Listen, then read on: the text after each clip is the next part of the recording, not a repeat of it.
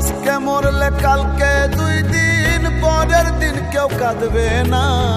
যাদের জন্য করলা কামাই মরলে তারা চিনবে না।